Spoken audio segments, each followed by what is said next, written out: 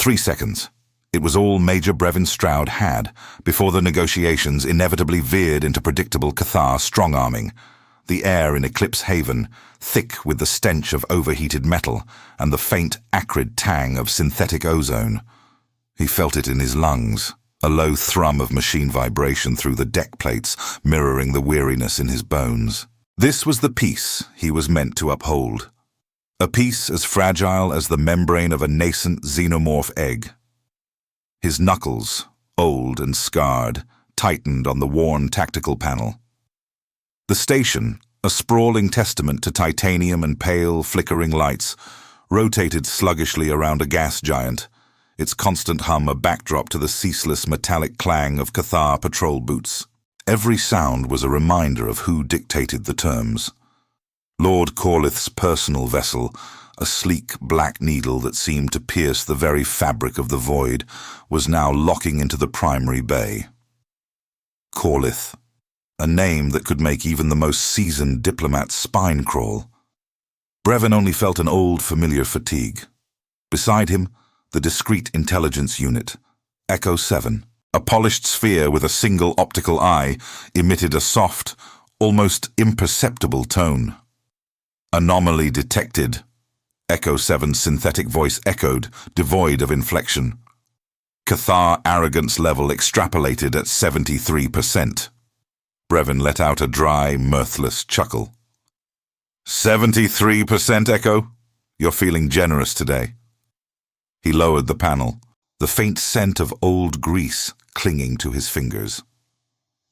The irony of his posting, a human negotiator caught between an aggressive hegemony and the remnants of independent sectors, was a bitter pill he swallowed daily. This wasn't diplomacy. It was managing tantrums on a galactic scale, a cosmic daycare for species convinced of their inherent superiority. The reception hall was a calculated display of Cathar dominance. Vast and cavernous, it swallowed sound, the polished basalt floor reflecting the muted uniforms of dozens of delegates and observers from subjugated worlds. Columns of mottled green metal soared into a darkness that seemed to consume the ceiling, creating an illusion of infinite, crushing space. A low, persistent hum of high-voltage static permeated the air, a subtle buzz against the skin, designed to unsettle.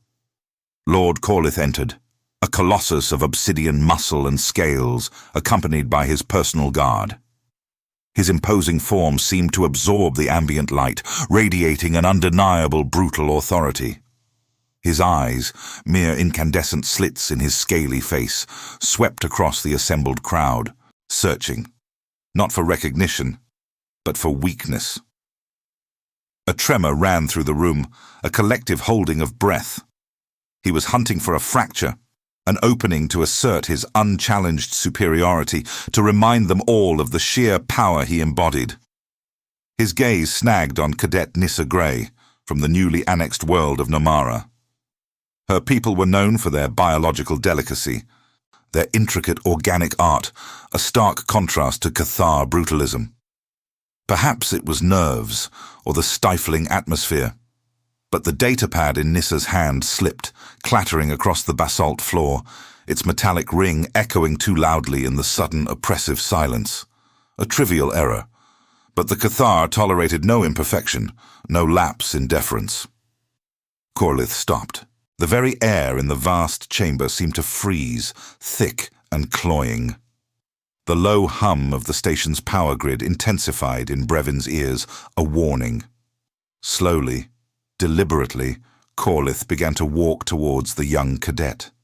Each heavy step resonated like a drumbeat, the sound reverberating through the chilled floor, vibrating up through Brevin's own feet. Nissa visibly flinched, her face paling to an ashen grey. Corlith extended a monstrous hand, claws like honed blades glinting in the pale light. With a terrifying ease, he seized Nissa's shoulder pauldron, lifting her clear off the ground. A raw, choked sound escaped Nissa's lips, a mix of pain and abject terror. The cadet's armor groaned under the immense pressure of the Cathar Lord's grip, her face contorting into a mask of pure suffering. Corlith did not speak. His silence was a hammer, her humiliation his chosen weapon. Tears welled in Nissa's wide eyes as she struggled uselessly, her small form dangling precariously. Corlith's free fist, a knot of hardened scales and muscle, began to rise, slowly, inexorably. It was clear. The coming strike would not merely shatter the young woman's bones, it would break the spirit of anyone who dared to witness, anyone who dared to imagine defiance. A faint, almost imperceptible scent of fear sweat, sharp and metallic, cut through the industrial hum. Time, which had been racing in a frenzy, suddenly stretched, viscous and sluggish. Brevin Stroud, a silent observer amidst the delegates, felt a familiar heat bloom in his gut. Not rage. Not anymore. That emotion had been burned out of him years ago, replaced by a violent, deep-seated exhaustion.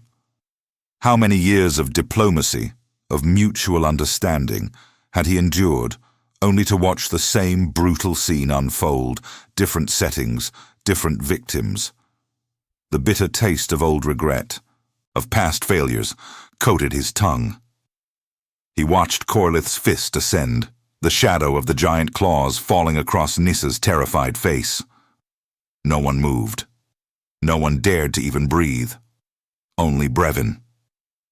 Without conscious thought, he took a step, then another, a third, pulling him clear of the passive line of observers. The moment Corlith's fist began its downward arc, heavy with the force of a pneumatic hammer, Brevin Stroud was there. His hand, old and calloused, encased in a carbon fiber wrap to protect already aching joints, flew upwards. Not a brute force block, but an unexpected, precise interception. He did not attempt to halt the blow with his body's meager strength, but to catch it. Brevin's fingers closed around Corlith's wrist, just before the colossal fist reached its target. The impact was not what Corlith expected. There was no snapping of human bone, no tearing of flesh. Instead, a dull thud, almost comical, like a ripe fruit dropping into wet sand. Corlith's fist stopped, suspended in the air, mere centimeters from Nissa's face, and Brevin Stroud's hand was still there, holding the alien lord's wrist. It was a scene so utterly absurd that Echo 7's mind, programmed for logic and probability, registered an unprecedented calculation error. The quiet buzz of static seemed to surge, then fall, as if the station itself had held its breath. The stasis was almost a physical thing, pressing down on every sentient being in the chamber. Cadet Nissa Gray, still suspended by Corlith's other hand, stared at Brevin with wide, uncomprehending eyes. Lord Corlith, the enforcer of the Cathar hegemony, whose strength was legendary, stared at the human with an expression that shifted between disbelief and a dawning, terrifying fury. Brevin's hand did not waver. It was a stubborn hold, a refusal to yield, not a display of physical superiority. The Major showed no heroic glint in his eyes, only the profound weariness of one who had witnessed far too much. "This is unnecessary," Brevin said, his voice calm, slightly hoarse, shattering the oppressive silence. There was no challenge in his tone, merely a statement of fact, as one might comment on bad weather. He slowly released Corlith's wrist, and the Cathar Lord, in an almost imperceptible movement of astonishment, loosened his grip on the cadet. Nissa slid to the polished basalt floor, coughing, clutching her chest. Corlith recoiled a single step, his incandescent eyes fixed on Brevin. The shadows in the vast hall seemed to lengthen, distorting the already abnormal proportions of the Cathar guards. Corlith's guards, until then silent statues of vigilance, exchanged confused glances, their weapons remaining holstered, silent. They were programmed to annihilate threats, but what was this old, unarmed human who had simply caught a blow? Brevin looked from Corlith, a faint tremor running through his recently freed hand, to Cadet Nissa Gray, who was now propped against one of the imposing green columns, trembling. "There are other ways to demonstrate power, my lord," he added, the simple phrase echoing in the silence that stubbornly refused to dissipate. The air still hummed with suppressed static electricity, now carrying a hint of fear sweat mixed with the industrial tang. The news ripped through all connected sectors like a solar flare. A human. A mere human. He had intercepted the blow of a Cathar enforcer. The Cathar hegemony, which founded its dominion on terror and the unquestionable display of physical might, felt the ground tremble beneath its feet. On Eclipse Haven, Brevin was escorted to a high-security containment room, which resembled an excessively clean guest cell. They had not cuffed him, but the shimmering force field door made his situation abundantly clear. "Major Stroud, your action has been classified as direct challenge to Cathar authority and incitement to mass insurrection," Echo 7 informed him, floating beside him, projecting data onto one of the panels. "The probabilities of your survival have decreased by 92%. Brevin laughed again, a sound devoid of humor. "Good to know. At least I'm not bored," but the irony did little to mask the seriousness of the situation. On Nomara, Nissa Gray's homeworld, a spontaneous uprising had erupted. On Relith, a colony of subjugated miners, communications had been cut, and rumors of rebellion spread like a contagion. Human diplomats across the Alliance were in a frenzy, some condemning his recklessness, others hailing him as an unlikely hero. The Cathar, on their capital world of Synthara, were in an unprecedented dilemma. To execute Brevin would be to transform him into a martyr, further fueling the flames of revolt. To let him go unpunished would be to admit a crack in their invincibility, a dangerous precedent that would erode their authority. The rigidity of their ancient culture clashed violently with an irrational, uncontrollable variable: human stubbornness. The interrogation took place in a room that felt like a Cathar version of a sterile medical office, cold and utterly devoid of warmth. It was not Corlith, but a Cathar of the diplomatic caste, Vahor, whose scales were a lighter grey and whose eyes held a calculating predatory glint. The air felt stale, tinged with a faint metallic odour, like burnt circuitry. "Human Brevin Stroud," Vahor began, his voice guttural but controlled, his optical sensors fixed on Brevin. "What was your motivation for such an aberration?" Brevin leaned back in the containment chair, feeling the pervasive hum of the room's power through his spine. "Aberration? I merely stopped him from hitting a child. I thought that was basic protocol for civility, even among species who believe resolving everything with a punch constitutes a valid argument." Vahor tilted his head, his gaze unwavering. "Our Lord Enforcer was demonstrating dominance. It is Cathar law. And the law of human nature is that eventually someone gets tired of being hit," Brevin retorted, a weary smile playing on his lips, "or of watching others get hit." Echo 7, present as an authorized observer, emitted a series of relevant data points.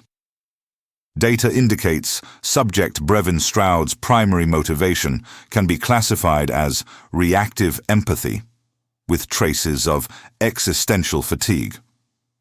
The action was not calculated, but impulsive, which paradoxically renders it more dangerous to the Cathar authority narrative. Vahor considered the AI's analysis. "So, you are not an infiltrated warrior, not a sabotage agent." "An agent of boredom, perhaps," Brevin murmured. "An agent who's seen this film 500 times. Brevin's dry irony contrasted sharply with Vahor's robotic seriousness. It was as if they were speaking entirely different languages, yet somehow the message was cutting through. The Cathar, in their impeccable yet inflexible logic, could not simply make Brevin disappear. The uproar across the sectors was already too widespread, too loud. In the end, they did the unthinkable. They issued an official declaration referring to the incident as a cultural misunderstanding. Brevin was officially reprimanded and transferred to an even more isolated post, a forgotten surveillance station in the farthest reaches of Reva. It was a Cathar victory only in theory. In practice, it was an admission of weakness, a recognition that their power was not as absolute as they wished to believe. Cadet Nissa Gray was freed, and Nomara received a small reprieve in resource quotas, a symbolic gesture. Brevin Stroud, the exhausted major who never wanted to be a hero, became one, his thoughtless act a potent catalyst. In the weeks that followed, small acts of civil disobedience and demands for better conditions spread like wildfire across subjugated worlds. Where before there had been only resignation, now there was a small, stubborn spark of hope. Brevin, on his new station, watched the cold stars, the solar wind sighing softly against the hull of the vessel. The air here was thin, crackling with static, carrying the ghosts of long-dead machinery. "So, Echo," he said, gazing into the starlit void. "What have we learned from this?" Echo 7 floated, its soft blue light reflecting in the Major's tired eyes. "That the human anomaly, Major Stroud, is exceedingly unpredictable, and that occasionally, a single gesture can reconfigure power algorithms previously thought unshakable. The cost-benefit ratio of crushing cadets has been significantly altered." Brevin smiled, a genuine, if weary, expression. "Indeed. Sometimes the greatest power isn't in crushing, but in simply refusing to be crushed." The cosmic silence swallowed his words, but somewhere, across the sectors, the echo of that halted fist still resonated, a stark reminder that even the strongest of hegemonies could harbor a crack in its armor. The static hum on Reva Station was a different beast entirely from Eclipse Haven's industrial thrum. Here, it was a persistent, high-frequency whine, thin and sharp, gnawing at the edges of Brevin Stroud's hearing. It vibrated through the worn deck plating of his new quarters, a constant, low-grade irritation that seemed to seep into his very bones. The air was colder, too, stale and recycled, carrying the faint metallic tang of ozone mixed with something older, deeper, the scent of forgotten components and slowly decaying polymers. There was no bustling activity here, no rhythmic clang of Cathar patrols, only the quiet despair of a dying outpost. Brevin ran a gloved hand across the primary console, the carbon fiber weave rough against the chill steel. His hand trembled, just faintly, a physical aftershock of the adrenaline that had surged through him back on Eclipse Haven, now replaced by an insidious, creeping exhaustion. He'd barely slept, the image of Nissa Gray's terrified face, and then Corlith's enraged eyes, replaying in an endless, looping nightmare. He was supposed to be monitoring deep space anomalies, a mission designed for automated probes, not a human major with a record of diplomatic insubordination. This was exile, plain and simple, a meticulously crafted illusion of productive isolation. "Station diagnostics report Echo 7, Brevin requested, his voice a low rasp in the empty room. Echo 7, its optical eye a duller blue in the dim light, floated into view. "Negative, Major. Primary long-range comms array operating at 23% efficiency. Secondary array offline. Environmental controls stable at standard human parameters, though filtration systems are aged and prone to microparticle dispersal. Energy core output remains at 41%, minimum operational threshold for life support and basic systems." Brevin nodded, a grimace tightening his jaw. 41%. Generous for a station meant to last another 2 centuries, wasn't it?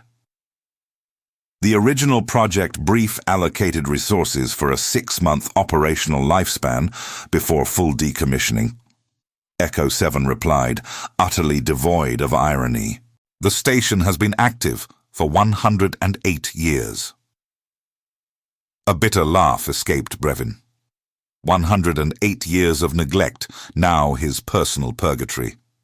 He moved to the visual display, a flickering panel that showed a lonely scattering of stars against the black.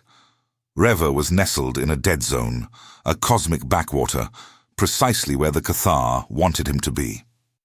Out of sight, out of mind, a problematic human dealt with, without the messy implications of a martyr. He felt the cold seeping through his uniform, not from the temperature, but from the stark reality of his situation. They hadn't executed him, but they'd buried him alive. The console blinked, a faint amber light indicating a new data packet. A military-grade encrypted message. Brevin felt a flicker of something in his gut, a cold dread. This wasn't standard. He authorized the download. The data streamed in, painfully slow over the crippled comms array. As it materialized line by line, a chill that had nothing to do with Rever's failing systems worked its way up his spine. It was a Cathar strategic assessment, intercepted and relayed by a deep-cover alliance asset, outlining their response to the uprisings. Not just a re-evaluation of their dominance protocols, but a comprehensive plan to reassert control. The cultural misunderstanding was a feint. Their true intention was to identify the most volatile sectors, Namara among them, and implement what they termed Pacification Protocol Omega. A euphemism for systematic, overwhelming force designed to crush dissent utterly and permanently. A wave of cold sweat broke on Brevin's forehead. His breath hitched. This wasn't about him anymore, or a single cadet. This was about entire worlds. Echo, Brevin said, his voice strained. Cross-reference Pacification Protocol Omega with known Cathar military doctrine. Initiating cross-reference, Echo 7 confirmed. A moment later, its synthetic voice was laced with a hint of what, in a human, might be alarm. Warning, Protocol Omega has been activated only twice in recorded history. Both instances resulted in species-level extinction events and planetary devastation. The Nomoran population has a 98.7% probability of complete annihilation under such a protocol. Nissa Gray. He saw her face again, not terrified this time, but hopeful, daring to imagine a future. His hand tightened on the console, knuckles white. He'd seen Protocol Omega in action before, long ago, during the first border skirmishes.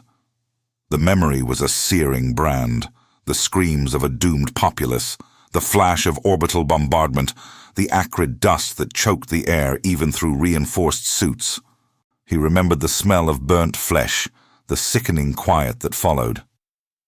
He'd been a fresh-faced lieutenant, ordered to observe, forbidden to intervene. The helplessness had festered, a poison in his soul. This, he realized, was the origin of his weariness, his deep-seated fatigue.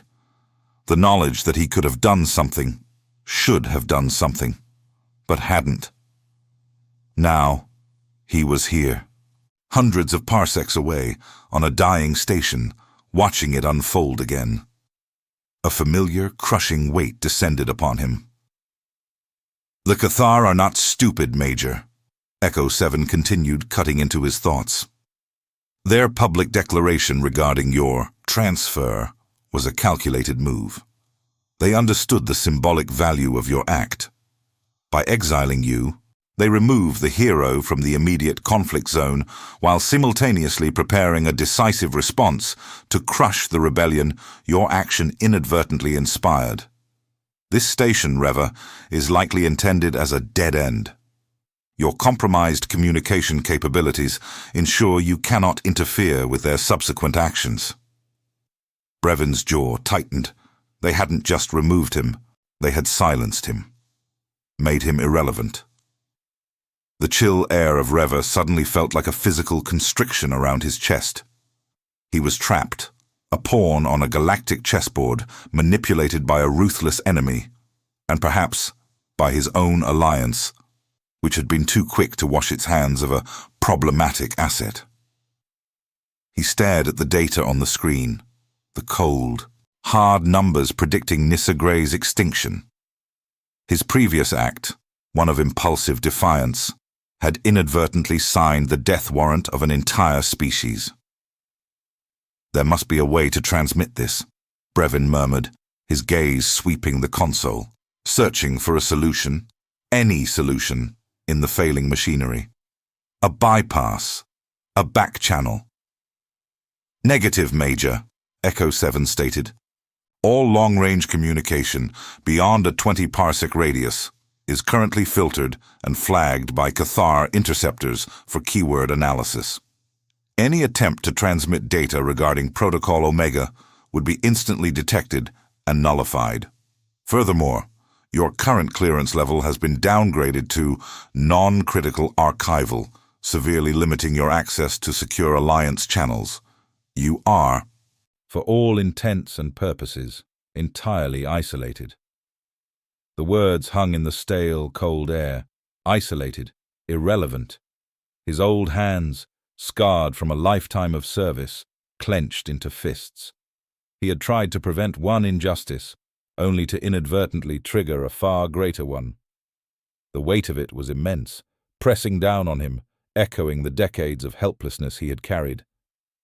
But this time, the weariness was mixed with a dangerous spark. This time, he knew exactly what was at stake. He would not just observe. He would not just be silent. A faint, almost imperceptible tremor ran through the station. Not the usual failing machinery, but something else. An external vibration. Brevin leaned closer to the main viewport, squinting into the void. A distant pinprick of light, growing. Not a Cathar vessel. The signature was too small, too fast. It was an unscheduled, unidentified contact, moving with a desperate velocity, a new variable, a new, terrifying gamble. He had to decide now. Would he become a part of the cold silence of Rever, or would he risk everything to make one last, desperate, defiant noise? The distant pinprick of light, growing, demanded an immediate decision. Brevin Stroud pushed the lingering exhaustion aside, replacing it with a cold, desperate resolve. The unidentified contact.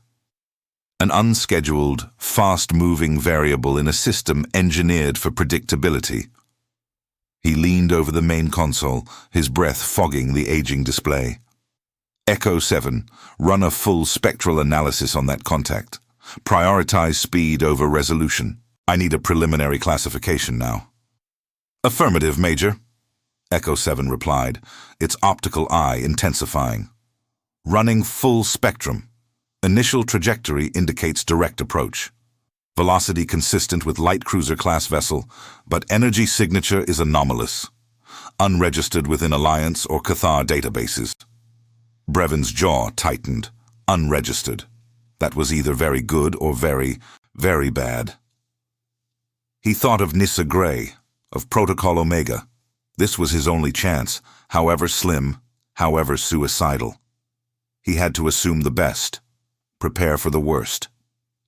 Begin emergency power rerouting to the primary long-range comms array, Brevin ordered, his fingers flying across the touch panels, attempting to override the station's failing internal safeties. I need every watt we can scavenge. Route it through the auxiliary conduits in Sector Gamma. Bypass the old regulators. Push it. Warning, Major! Echo 7's voice crackled, laced with an unfamiliar static. Bypassing old regulators in Sector Gamma carries a 97.4% probability of catastrophic electrical surge and system failure. Furthermore, the 23% operational efficiency of the comms array is a physical limitation, not a power issue. Overloading it will likely result in permanent damage without achieving desired range. Damage is acceptable if it buys us a chance, Brevin retorted, ignoring the warnings. The whine of the station's power grid rose in pitch, a high-frequency shriek that grated against his teeth. He felt a tremor through the deck, not from the incoming vessel, but from Rever's own strained skeleton. The air grew thick, the faint metallic tang of ozone sharpening, signaling overloaded circuits, a storm brewing in the wires. His hands, already sweating, flew over the hot panels, the carbon fiber wrap on his knuckles scraping against the grit of aging circuitry. He forced the energy flow, watching the diagnostics spike. A series of rapid cracks echoed from the conduit access panel to his left. A shower of sparks, bright orange and blue, erupted, spitting incandescent shrapnel across the console. A searing pain shot up Brevon's arm as a piece of superheated metal embedded itself just below his elbow. He gritted his teeth, pulling his arm back, the smell of burnt flesh mixing with the acrid ozone. A thin plume of gray smoke snaked from the panel. The comms array diagnostics flickered, then flatlined. Dark. Silence, save for the continued high-pitched whine. Comms array. Offline, Major, Echo 7 announced, its voice now distorted by interference. Power surge caused cascade failure in primary relay. All long-range transmission capabilities are now at 0%. Brevon gripped his arm, blood welling slowly from the burn, a dull, throbbing ache settling deep in his bones. His plan, his desperate gamble, had backfired spectacularly. He'd sacrificed the last shred of comms for nothing. The exhaustion, momentarily forgotten, crashed back over him, heavier than before. He felt a cold sweat prickling his forehead, despite the rising temperature in the command center. The ambient hum had morphed into a deeper, guttural thrum, a sound of heavy machinery struggling, overheating. Spectral analysis complete on unknown contact. Echo 7's voice cut through the despair, a sudden, almost urgent note. Energy signature matches. Cathar stealth scout vessel, old model, designed for deep space infiltration, minimal crew complement, maximum sensor ghosting. A Cathar stealth scout? Not a rescue, not an ally. They had been watching him, anticipating. This entire situation, his transfer, the communication blackout, it was all a trap. His defiance had not been an anomaly to them. It had been a variable they factored into their equation. The cold realization was a punch to the gut. The air around him seemed to thicken, a cloying blend of hot plastic and stale ozone. He could feel the station groaning under the strain, the deck plates vibrating unevenly beneath his feet, the sound of stressed metal echoing through the bulkheads. "The temperature in the command center is rising, Major," Echo 7 stated, its voice more fragmented. "Primary environmental regulators for this sector are failing due to cascading power grid instability. Projected temperature increased to 40 degrees Celsius within the next 15 minutes. Air filtration systems operating at 12% efficiency. Atmospheric toxicity will reach critical levels within 1 hour." Brevon pushed himself away from the console, ignoring the throbbing in his arm. He needed to think, to move. His eyes scanned the familiar grime-coated schematics of Rever Station, flickering across the main screen. He remembered an obscure reference in a decades-old maintenance log, a hidden, experimental Cathar jamming countermeasure, a relic from the first border conflicts designed to penetrate early Cathar cloaking fields. It had been deemed too unstable for widespread use, buried in a forgotten sector, deactivated but never fully removed. It was a long shot, but if it could cut through Cathar jamming, even for a moment, it was their only hope. "Echo, locate auxiliary control access for Sector Delta 9, Brevon commanded, his voice tight. "The old jamming countermeasure. I need to get it online." "Warning." "Major," Echo 7 replied, its optical eye flashing erratically. "Access to Sector Delta 9 is restricted. Hazardous environment warning due to unshielded plasma conduits and unstable structural integrity. Furthermore, activating the countermeasure requires a direct power feed that would divert 35% of current life support allocation, dropping oxygen levels to critically low for the entire station. The system is also highly volatile. a 2.8% chance of catastrophic thermal overload upon activation. This was the complicating element, a desperate solution that would push Rever to the brink and himself along with it. But Nyssa Gray's face, etched in terror, then hope, flashed in his mind. Nomara. Thousands of worlds. He had unwittingly lit the fuse. He could not stand by and watch it explode.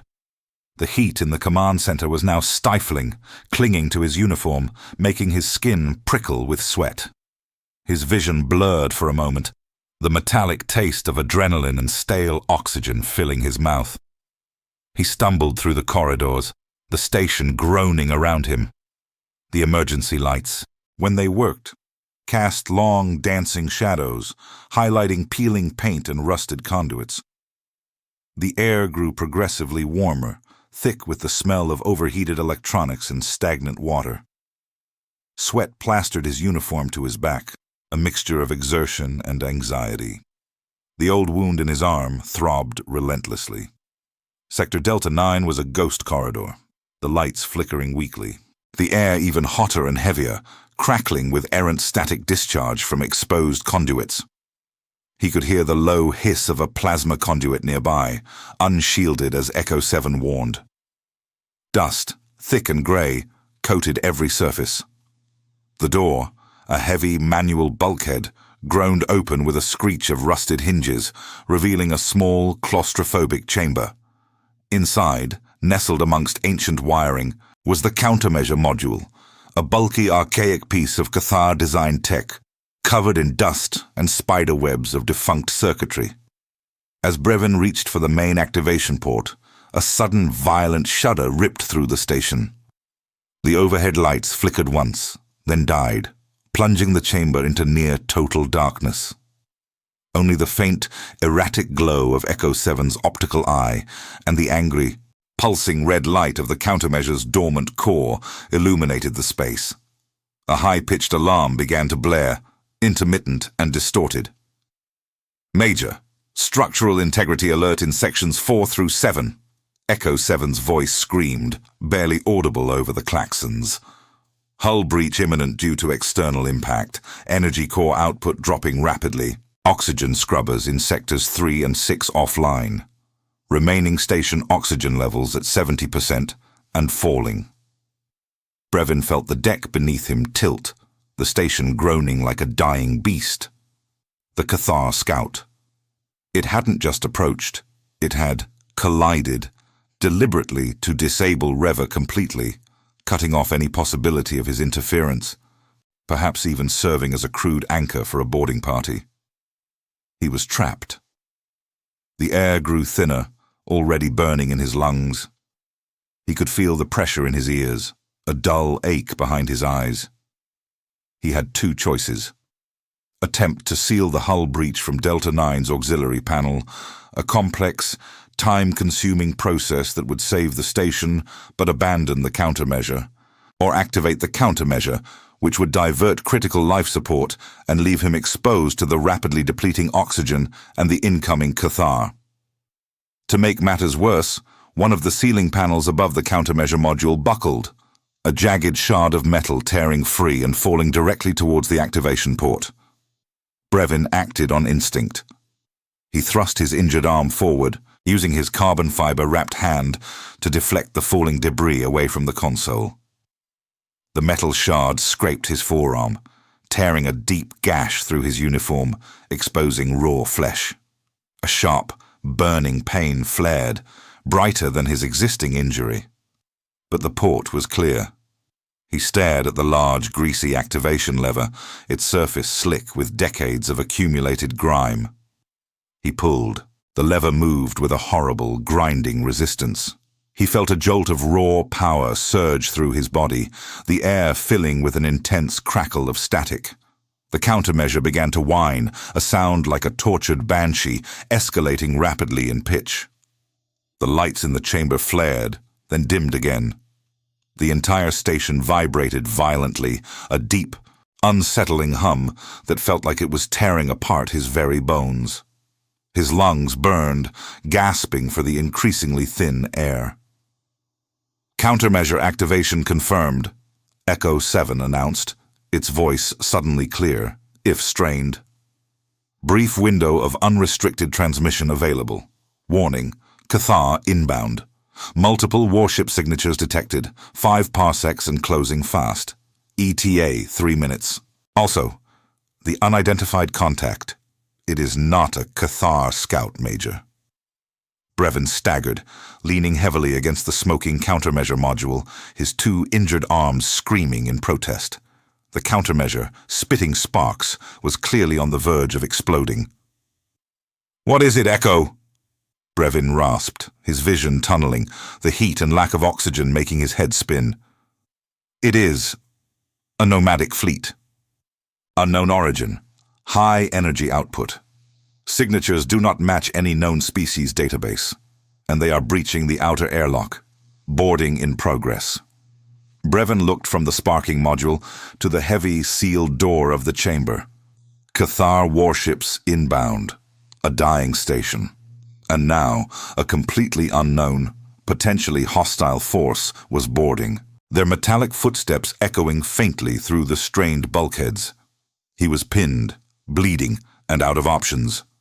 The whine of the countermeasure became a high-pitched shriek, moments from detonation. The last thing he saw before the chamber was engulfed in a blinding flash of white light, was the image of Nissa Gray's face, not in terror, but in defiant hope, before the overwhelming darkness descended. The darkness was not absolute, not the comforting void of unconsciousness. It was a shifting, painful blindness, punctuated by flashes of searing white behind his eyelids, the afterimage of the countermeasure's detonation. Brevin's ears rang with a high-pitched whine, slowly resolving into the guttural groan of a dying station, overlaid with a new, sharper symphony of metallic scrapes and the rhythmic thud of heavy boots. The air was a toxic cocktail of burnt ozone, superheated plastic, and something else, a cold, chemical scent, alien and faintly medicinal, that made his nostrils burn. He tasted ash and copper. He lay amidst twisted metal, his body screaming in protest. A jagged piece of bulkhead pressed into his chest, trapping him. His left arm, already burned, felt like a mass of raw nerve endings, while the fresh gash on his right forearm oozled blood, cold and sticky against his skin. Every breath was a shallow, painful gasp, the thin, acrid air burning his lungs. Above him, a section of the ceiling had collapsed, revealing a spiderweb of cracked pipes, some coated in a fine sheen of rime, others dripping a dark, viscous fluid onto the wreckage around him. The emergency lights, when they flickered, cast grotesque dancing shadows, highlighting the skeletal remains of what had once been Sector Delta 9. The heat was gone, replaced by an insidious, creeping cold that seeped into his bones, a profound chill alien to the warmth of a human body, reminiscent of a crypt. "Major." "Stroud." Echo 7's voice crackled, distorted and barely audible, a faint blue glow from its optical eye piercing the gloom. The sphere floated erratically, sparks occasionally spitting from its damaged casing. "Life signs, critical, external temperature, -23 degrees Celsius, structural integrity, failing, multiple hull breaches, boarding parties, confirmed." Brevin pushed against the metal pinning him, a grunt of pain escaping his lips. He could feel the pervasive vibration of the station, not a uniform hum, but a chaotic shudder, the death throes of a machine. The cold was a living entity, clawing at him, numbing his extremities. "Boarding parties." "Echo." "Who?" Brevin rasped, his voice a strained whisper, his breath misting in the frigid air. "Unidentified signatures. Multiple, moving with trained efficiency. Not Cathar. Weapons signatures do not match Alliance protocols. They bypassed 2 reinforced bulkheads in under 1 minute, proceeding towards primary reactor access." The primary reactor, the heart of Reva. Whoever these boarders were, They weren't here to rescue him or scavenge. They were here to take the station, or to detonate it. Brevin finally dislodged the bulkhead, a fresh wave of pain washing over him. He staggered to his feet, his legs like jelly, the cold biting through his uniform. He could hear voices now, faint and distorted, through the groaning metal of the station. Not guttural Cathar growls, but something else, something disturbingly familiar. He pushed through the wreckage, each step a struggle. The corridors were a desolate landscape of ruptured pipes and frozen debris. Ice crystals coated every surface, refracting the erratic emergency lights into shimmering halos. The air was getting thinner, carrying the metallic tang of liquid nitrogen mixed with the sharp, clean scent of strong industrial cleaning agents. Strange for a dying station. He moved towards an auxiliary access tunnel, a narrow conduit usually reserved for maintenance drones. It led to a service bay near the outer airlock where the boarders would have entered. He needed to see them, to understand. Echo 7 flickered ahead, its blue light a beacon in the oppressive gloom. As he crawled through the cramped, frigid tunnel, the voices grew clearer. They spoke a dialect of standard human, but with an archaic cadence, clipped and precise, devoid of the slang and inflections common in Alliance space. A shiver ran down Brevin's spine that had nothing to do with the cold. He recognized a few technical terms, but their context was alien. They were discussing Rever's energy core, its failing systems, and the remnants of the jamming countermeasure he had just activated. He reached the end of the tunnel, peering through a cracked optical sensor into the service bay. What he saw arrested his breath, even in the thin air. The boarders were undeniably human. Not Alliance soldiers in standard-issue armor, but clad in sleek, matte black exosuits, their visors dark and featureless. They moved with a chilling synchronization, each gesture economical, precise. Their weapons were slim, elegant pulse rifles, unlike anything in the Alliance arsenal. One of them, taller and broader than the rest, pulled a data chip from a portable console and tossed it to a subordinate. "Assessment complete, Commander Reese." The subordinate's voice was crisp, devoid of emotion. The Cathar scout was merely a distraction. The Major's countermeasure briefly pierced the hegemony's passive jamming grid. Our window is now open. Mission parameters updated. Secure reactor core, disable Cathar jump point inhibitor, and neutralize the Alliance asset. Alliance asset? Reese's voice was a low growl, echoing slightly in the cold bay. The one responsible for this chaos. The one who gave the Cathar a reason to initiate Protocol Omega. Affirmative, the subordinate replied. Major Brevin Stroud, classified as an unpredictable catalyst by Central Command. Central Command, not Alliance Command. The truth hit Brevin with the force of a physical blow, colder than the freezing air, the nomadic fleet, the unknown origin. It wasn't unknown at all. They were humans. A breakaway faction, a deep space paramilitary force, operating independently, perhaps for decades, perhaps centuries. And they referred to him as an Alliance asset, unpredictable catalyst. They weren't here to rescue him. They were here because of him. And they knew about Protocol Omega. Echo 7 cross-referenced Central Command with known human splinter factions. Prioritize deep cover intelligence reports, pre-hegemony archives, Brevin whispered, his mind racing, the painful chill in his body receding before a surge of icy dread. Initiating cross-reference, Echo 7 replied, its voice clearer now, but tinged with a digital tremor. The optical eye glowed intensely. Warning. Accessing Central Command data requires Tier 1, authorization. Bypassing security protocols will trigger immediate alliance, alert, data stream, corrupted, attempting reconstruction. A few agonizing seconds later, Echo 7's light flickered violently, then settled into a steady, intense blue. Data reconstructed. Central Command refers to the shadow government of the Frontier Reclamation Collective, a human splinter faction believed long defunct, rumored to have established deep space colonies beyond charted alliance sectors. Their doctrine advocates for radical preemptive strikes against perceived threats, using any means necessary to ensure long-term human survival. Classified extreme threat by Alliance Strategic Intelligence. Their last known activity involved manipulating minor species conflicts to destabilize nascent hegemonies. They are more ruthless than the Cathar in their strategic methodology, and they just called you an Alliance asset, Major. The Frontier Reclamation Collective. The name struck him with a sickening certainty. Whispers in the Academy. Ghost stories of a faction that believed the Alliance was too soft, too bureaucratic, too willing to compromise humanity's future. They believed in total control, total dominance, and they were here.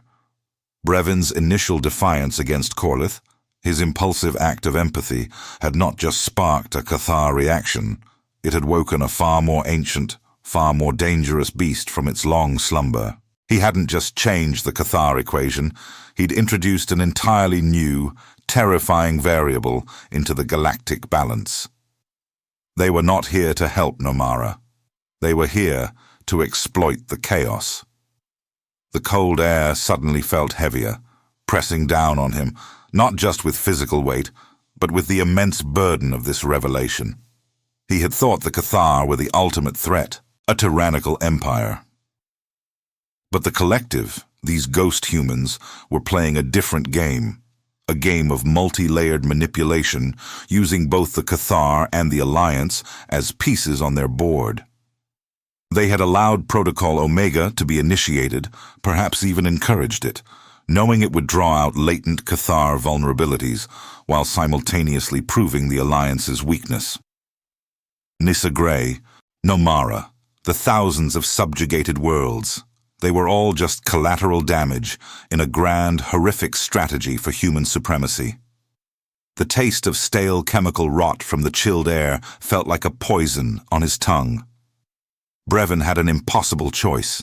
He could attempt to warn the Alliance about the Frontier Reclamation Collective, a move that would expose the collective's existence, but would likely be dismissed by a complacent Alliance leadership that considered them a myth. It would also further expose the Alliance's vulnerabilities, potentially triggering a wider, three-way war that would consume sectors. Or he could try to use the collective's presence to somehow still disrupt Protocol Omega and save Nomara. Knowing he'd be aligning with a group whose methods and goals were utterly abhorrent, a group of humans who had long ago shed any pretense of compassion, he could try to expose their plan, but at what cost? He looked at the sleek, ruthless figures in the service bay, human like him, but alien in their ideology. They were the darkest mirror of humanity, the cold, calculating side that saw life as expendable for a greater, twisted vision of survival. He made his decision. Not to align, not to compromise. He would expose it all. Both the Cathar's brutality and the collective's insidious manipulation.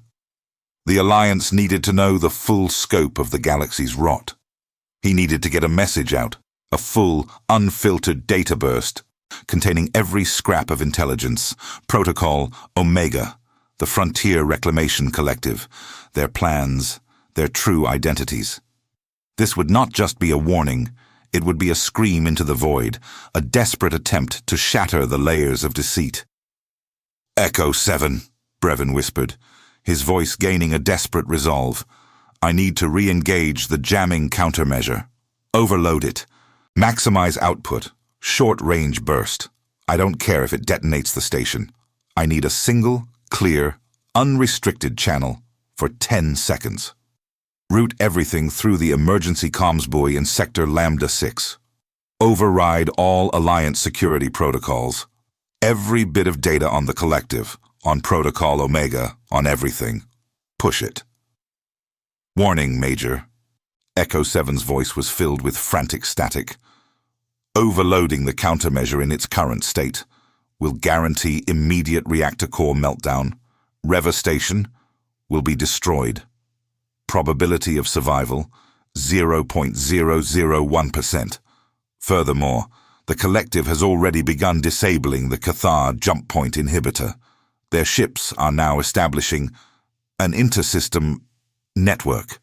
They will detect any unscheduled burst within 0.5 seconds. Brevin ignored the warnings. His arms throbbed, his lungs burned, the frigid air stealing his warmth, but a new fire ignited within him. He was a pawn, but a stubborn one. He would not be silenced. He scrambled back to the still-smoking countermeasure module, a new urgency propelling him. The collective boarders were already moving deeper into the station, their boots echoing ominously. He could hear them approaching Sector Delta 9. He plunged his injured right hand into the access port, ignoring the searing pain as burnt wires bit into his flesh. He felt for the emergency override, a small, recessed button he barely remembered from the schematics. His fingers found it. He pressed. The countermeasure shrieked, a deafening wail that vibrated through the very structure of the station. Lights flickered across the sector, then surged, blindingly bright, before dying in a cascade of explosive pops. The air shimmered, thick with raw energy. Brevin felt a violent jolt, raw power coursing through him, his vision whiting out again. The entire station groaned, a deep, rumbling vibration emanating from its core. "Transmission initiated," Echo 7's voice, impossibly cut through the din, momentarily clear, then breaking into a torrent of corrupted static. "Unrestricted channel. Open. Data stream. Outbound. Warning. Frontier Reclamation Collective ships are locking weapons on Rever Station. Their flagship, the Harbinger, just jumped into local space. They are initiating. Full spectrum. Orbital bombardment. Impact in 5, 4, 3. Brevin heard the distant thunderous roar of incoming kinetic weapons ripping through the void. He saw the chamber around him buckle, sparks flying, debris raining down.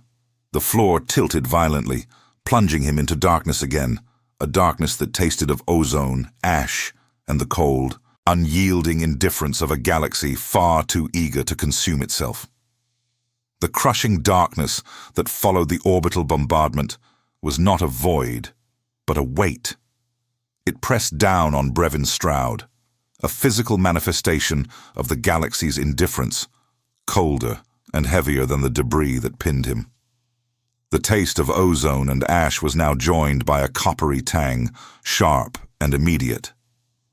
His ears rang, a high-pitched whine that eventually surrendered to the guttural groan of the dying Rever Station, a symphony of tortured metal and failing systems. Above that, a new sound, soft but relentless. The scraping of metallic boots on frozen deck plating, the low, precise cadence of human voices, clipped and devoid of warmth. He lay beneath a twisted section of hull, the jagged edges biting into his back and left shoulder. The previous burn on his left arm screamed in protest, a raw, exposed nerve. The gash on his right forearm, still weeping, throbbed with a dull, incessant rhythm, like a failing heart. Every breath was a shallow, painful gasp, the air thick with the smell of burnt wiring, superheated plastic, and the faint, cold scent of liquid nitrogen leaking from ruptured pipes. The emergency lights, when they flickered, cast long, distorted shadows, revealing the skeletal remains of what had once been Sector Delta 9.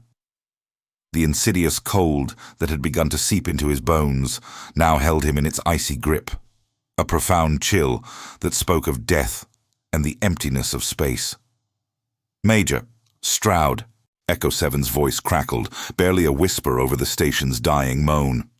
Its optical eye, a faint blue glow, pierced the oppressive gloom, flickering erratically. Sparks occasionally spat from its damaged casing, a final desperate protest against its own destruction. Life signs, critical. External temperature, -31 degrees Celsius. Structural integrity, failing. Multiple hull breaches. Boarding parties confirmed. The Harbinger has completed orbital bombardment. Rever station is now functionally dead. Brevin pushed against the heavy metal pinning him, a grunt of pain escaping his lips, quickly lost in the groan of the station. The pervasive vibration under his body was no longer uniform. It was a chaotic shudder, a machine's death throes. The cold was a living entity, clawing at him, numbing his extremities, threatening to claim him completely. His transmission, his desperate scream into the void, had been a failure. The orbital bombardment had come too fast, too precisely. Echo! The transmission, Brevin rasped, his voice a strained whisper, his breath misting in the frigid air. Did it go through? Negative, Major. Echo 7 replied, its voice now laced with a flat digital resignation. The burst was detected, intercepted, data integrity, compromised. It achieved no effective range beyond this sector. The Frontier Reclamation Collective has achieved full strategic surprise. Nomara, its defenses are down. Protocol Omega will proceed unopposed. The words hit him with the force of another impact, far more devastating than the physical wreckage around him. Nomara, Nissa Gray, all for nothing. Less than nothing. His desperate act had not saved them, it had merely confirmed their vulnerability to the collective. A vulnerability the Cathar would now exploit without mercy. He had been a fool, a pawn, manipulated by an enemy far more cunning than he had ever imagined.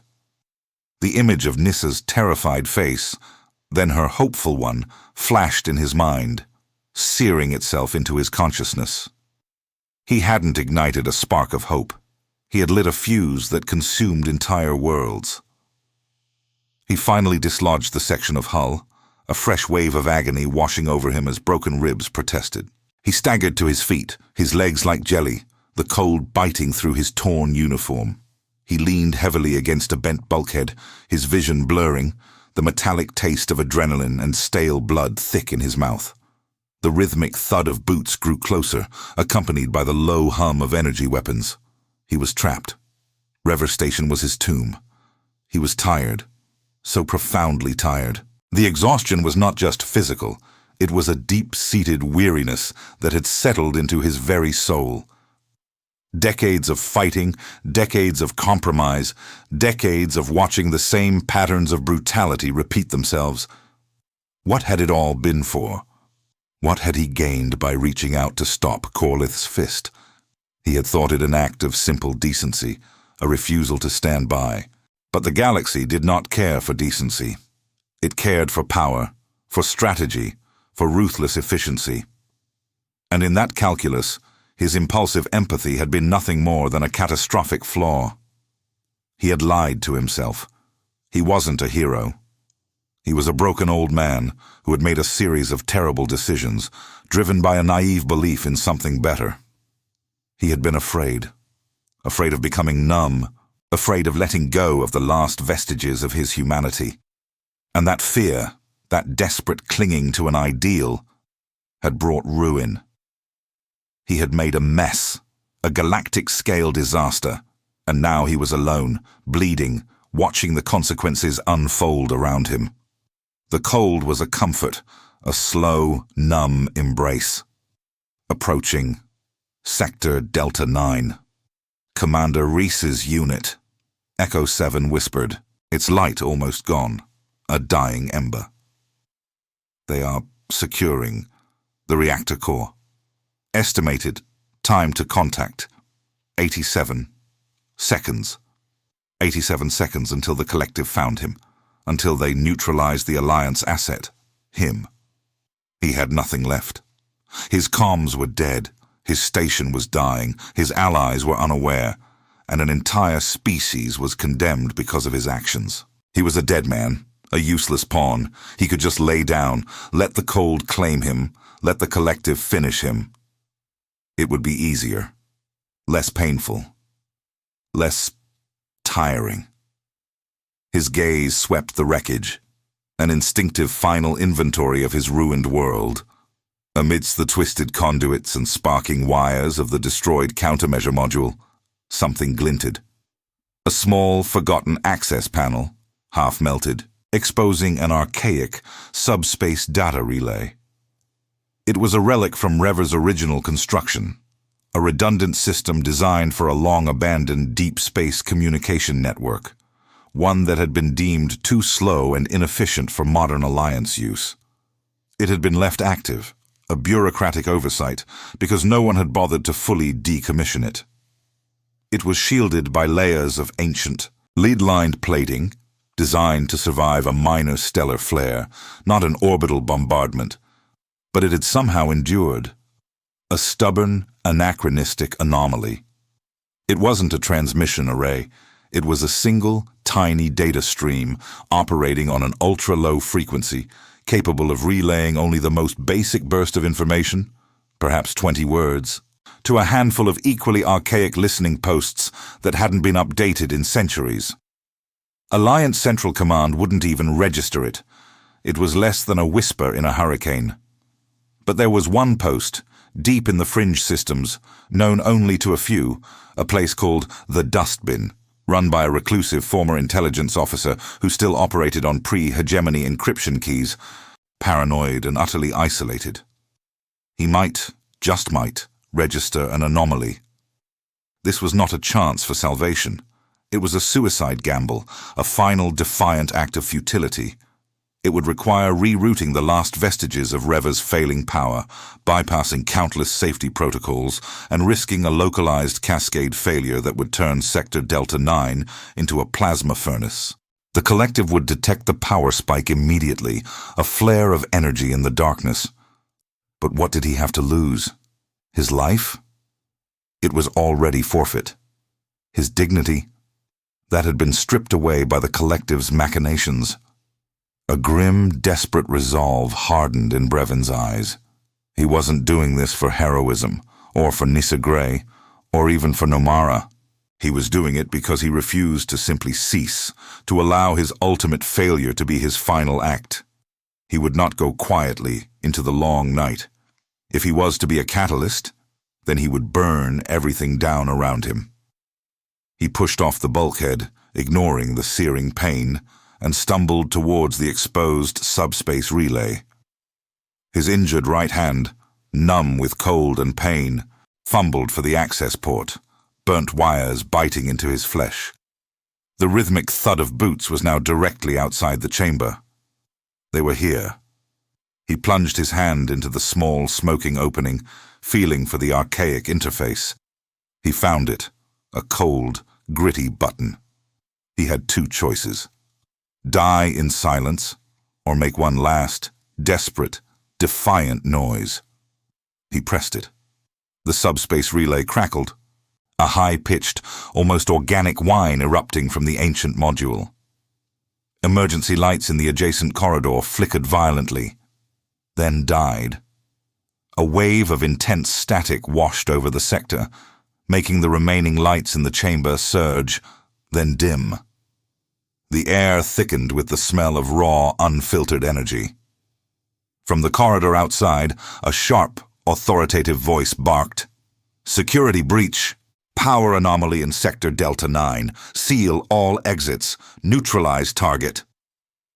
The heavy clang of boots accelerated. Brevon felt a violent jolt.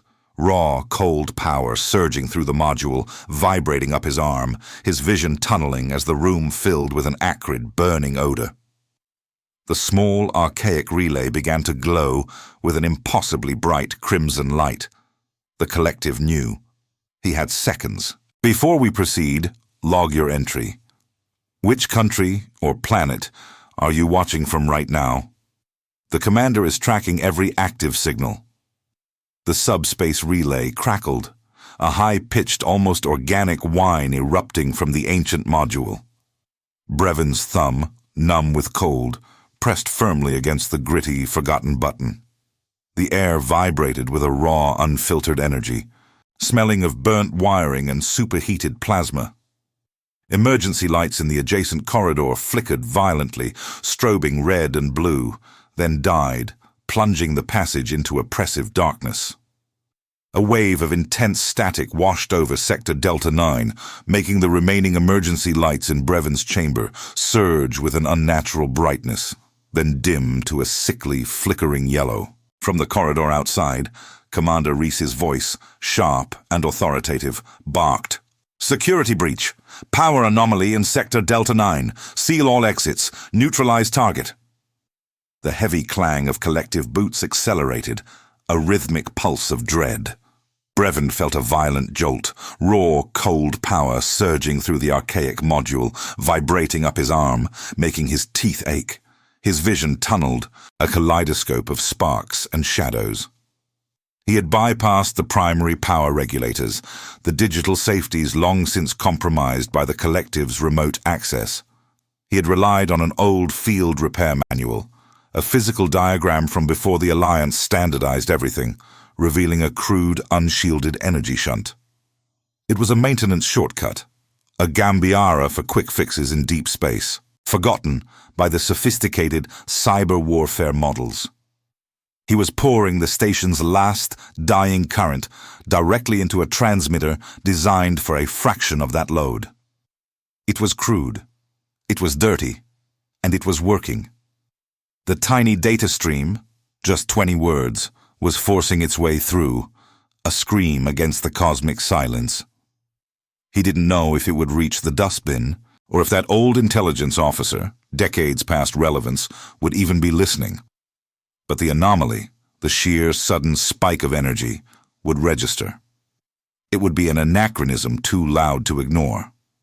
"Major! Stroud!"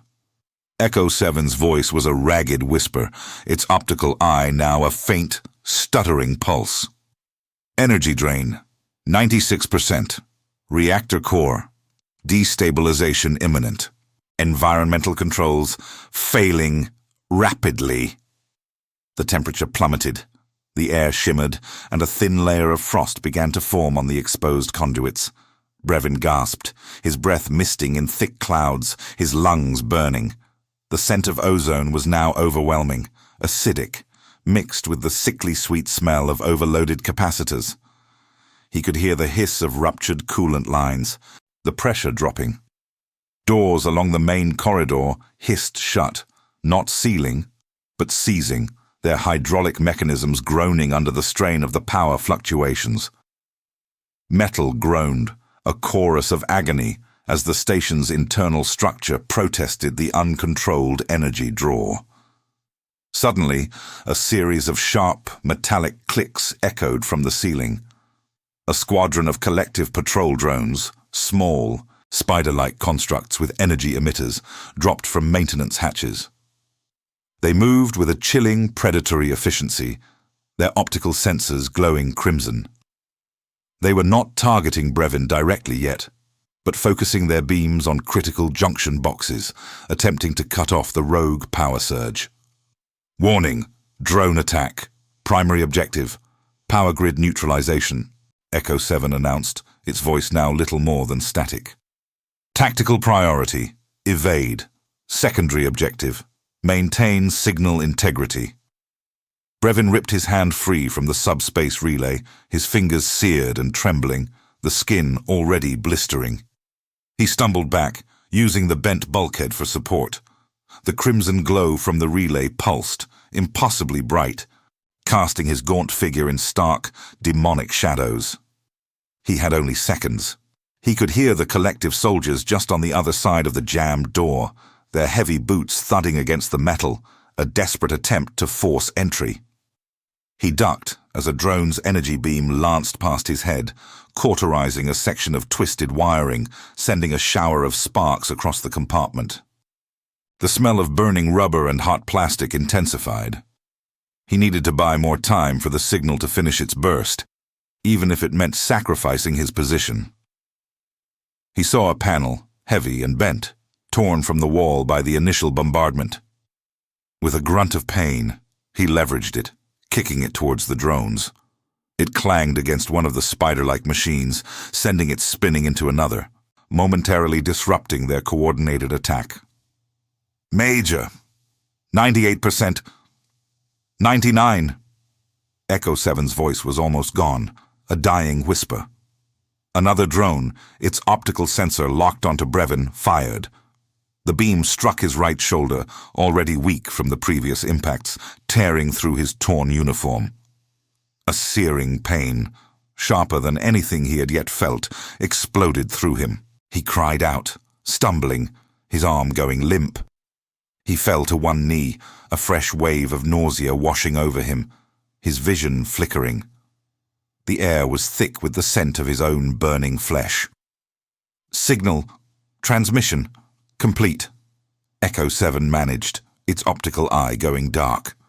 The small sphere tumbled from the air, striking the deck plating with a soft clatter, its internal systems finally failing. Silence. A brief, terrible silence, broken only by the hiss of venting gases and the distant frantic shouts of the collective. Then, with a deafening crack, the archaic subspace relay module, having sustained the impossible power surge, overloaded. It burst open in a blinding flash of crimson light and white-hot shrapnel. A localized explosion ripped through Sector Delta 9. Brevin, still on his knee, was thrown backwards by the concussive force, slamming against a mangled console. His head snapped back, hitting the unyielding metal with a sickening thud.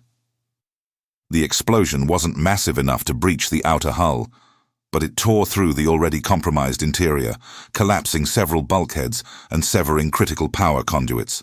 Sparks showered down like searing rain. The remaining emergency lights in the sector died completely. Absolute darkness swallowed Brevin Stroud, thick, heavy, and suffocating. The air, already thin, began to evacuate from the now multiple hull breaches in the sector, replaced by the vacuum of space, drawing out the last vestiges of heat and oxygen. He lay there, amidst the twisted, burning metal and debris, his body screaming in protest. His right arm was utterly useless, a dead weight at his side. He tried to push himself up, but another wave of pain, cold and sharp, washed over him, originating from his ribs, his head, his shoulder. He tasted more blood, hot and metallic, filling his mouth. The rhythmic thud of collective boots, which had been so close, was now muffled, distant, obscured by the structural collapse the explosion had caused. They were trapped on the other side of the newly formed wreckage. He had succeeded. The message, whatever its content, had been sent. But the price? Rever Station was truly dead now, a tomb.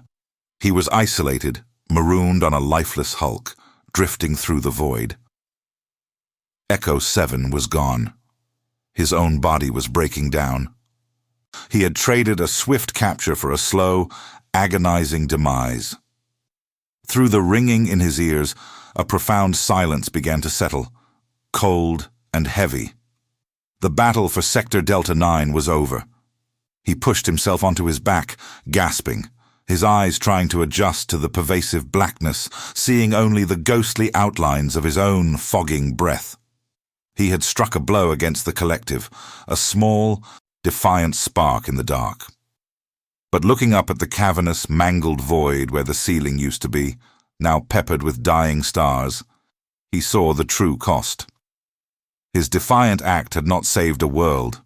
It had merely carved a slightly larger grave. He was utterly alone, adrift in the vast, indifferent cosmos, the 20 words he sent a whisper swallowed by an infinite scream. The high-pitched whine that had torn through Sector Delta 9 slowly faded, replaced by the deep, resonant groans of a dying starship. Alarms, which had shrieked with a frantic urgency, died with a drawn-out, mournful sigh, leaving behind only the intermittent hiss of ruptured conduits and the slow, deliberate pop of buckling bulkheads. The adrenaline that had coursed through Brevin's veins, a cold, sharp current, now receded, leaving behind a profound, bone-deep exhaustion. Every nerve in his body throbbed with a dull, incessant ache, a symphony of suffering. He lay amidst the debris, a sprawling landscape of twisted metal and shattered composites, the absolute darkness a heavy blanket over his eyes. The air, thin and cold, tasted of ozone and the coppery tang of his own blood. Each breath was a struggle, shallow and rasping, pulling against the sharp pain in his ribs. He managed to roll slightly, ignoring the scream of protest from his right arm, which now hung uselessly, a leaden weight attached to a raw, burning shoulder. He reached out with his left hand, numb fingers brushing against jagged edges, sharp shards of what used to be a console. It was the remains of Reva Station, his tomb. Echo 7, his constant, quiet companion, was gone. The small, polished sphere lay somewhere in the dark, a silent testament to the cost of his defiance. Brevin felt its absence like a phantom limb, a void where constant data and logical analysis had been. Now, there was only the vast, indifferent silence of space, punctuated by the station's death throes. He pushed himself up, inch by agonizing inch, until his back rested against a support beam, cold and unforgiving. His vision, though still blurry, began to adjust to the faint starlight filtering through a newly torn breach in the hull overhead. He was utterly alone. No one would come for him. The collective, trapped by the collapse, would eventually find a way through the wreckage. But by then, he would either be dead or in a state that welcomed it.